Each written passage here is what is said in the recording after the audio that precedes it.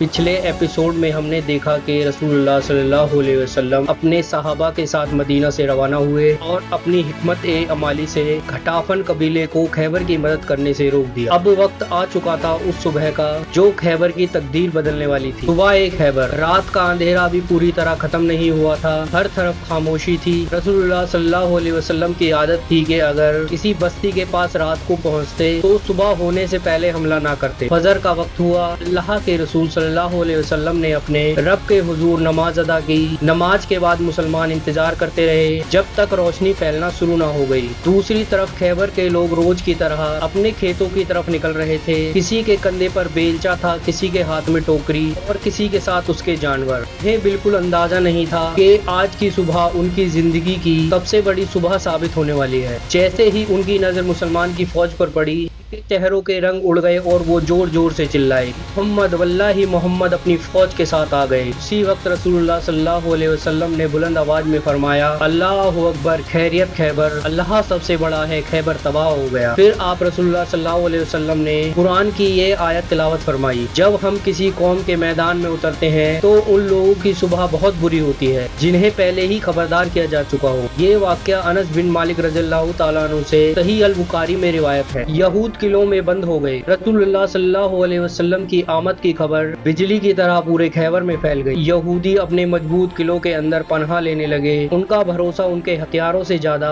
ان اونچے اور مضبوط قلعوں پر تھا۔ انہیں یقین تھا کہ مسلمان ان قلعوں کو کبھی فتح نہیں کر سکیں گے، لیکن وہ بھول چکے تھے کہ اصلی قوت دیواروں میں نہیں، اللہ کی مدد میں ہوتی ہے۔ پہلا قلعہ نعیم، مسلمانوں نے سب سے پہلے قلعہ نعیم کو معاشرہ کیا۔ یہ خیبر کے سب سے مضبوط قلعوں میں سے ایک تھا۔ قلعے کے اوپر سے یہودی مسلمانوں پر تیر برساتے اور بڑے بڑے پتھر پھینکتے۔ محاصرہ کئی دن تک جاری رہا، ہر دن ایک نیا امتحان تھا۔ پہلے 2 دن روایتوں کے مطابق محاصرے کے پہلے دن لشکر کا جھنڈا ایک صحابی کے پاس تھا اور دوسرے دن دوسرے صحابی کے پاس، لیکن اللہ نے ابھی فتح کا وقت مقرر نہیں کیا تھا۔ رات ہوئی، صحابہ تھکے ہوئے تھے لیکن ان کا حوصلہ ٹوٹنے والا نہیں تھا۔ اب رسول اللہ صلی اللہ علیہ وسلم نے ایک ایسی بات ارشاد فرمائی جس نے پورے لشکر کو بے چین کر دیا۔ رسول اللہ صلی اللہ علیہ وسلم نے فرمایا، کل میں یہ جھنڈا اس شخص کو دوں گا جو اللہ اور اس کے رسول سے محبت کرتا ہے اور اللہ اور اس کے رسول اس سے محبت کرتے ہیں، اللہ اس کے ہاتھ پر فتح عطا فرمائیں گے۔ اس رات ہر صحابی کے دل میں صرف ایک ہی تمنا تھی، کاش کل یہ جھنڈا مجھے مل جائے۔ علی رضی اللہ تعالیٰ عنہ کہاں تھے؟ صبح ہوئی، سب صحابہ رسول اللہ صلی اللہ علیہ وسلم کے پاس جمع ہوئے۔ ہر ایک کی نظر آپ رسول اللہ صلی اللہ علیہ وسلم پر تھی، لیکن رسول اللہ صلی اللہ علیہ وسلم نے پوچھا، علی ابن ابی طالب کہاں ہے؟ لوگوں نے عرض کیا، یا رسول اللہ صلی اللہ علیہ وسلم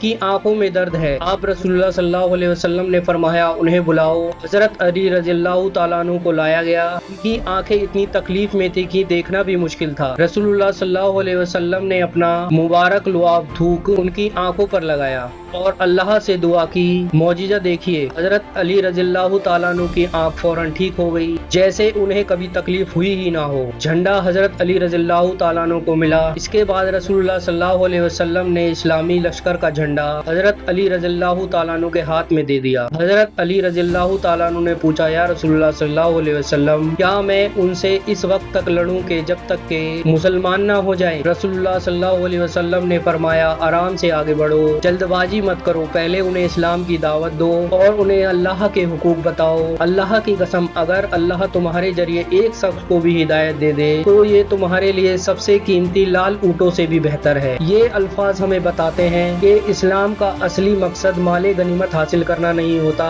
بلکہ لوگوں تک اللہ کا پیغام پہنچانا تھا۔ جنگ آخری راستہ ہوتا ہے، پہلا نہیں۔ مرحب کا مقابلہ۔ قلعہ نعیم کا مشہور پہلوان اور سپہ سالار تھا مرحب۔ وہ اپنی بہادری اور طاقت کے لیے مشہور تھا۔ اس نے میدان میں آ کر اپنی شان بیان کی اور مسلمانوں کو مقابلے کا چیلنج دیا۔ حضرت علی رضی اللہ تعالیٰ عنہ اس کے سامنے آئے۔ 2 عظیم جنگجو آمنے سامنے تھے، ایک طرف تکبر، دوسری طرف اللہ پر یقین۔ تلواریں ٹکرائیں، گرد و غبار اٹھا اور چند ہی لمحوں میں حضرت علی رضی اللہ تعالیٰ عنہ نے مرحب کو قتل کر دیا۔ مرحب کی موت نے یہود کے حوصلے توڑ دیے۔ جس شخص پر انہیں سب سے زیادہ فخر تھا وہ زمین پر گرا پڑا تھا۔ پہلی فتح ہے۔ مرحب کے قتل کے بعد مسلمانوں کا حوصلہ اور بلند ہو گیا، معاشرہ جاری رہا۔ آخر کار اللہ نے پہلے قلعے کی فتح عطا فرمائی، قلعہ نئی مسلمانوں کے قبضے میں آ گیا، لیکن جنگ ابھی ختم نہیں ہوئی تھی۔ خیبر کے اور بھی مضبوط قلعے باقی تھے اور ہر قلعہ ایک نئی آزمائش لے کر کھڑا تھا۔ ایک قلعہ فتح ہو چکا تھا،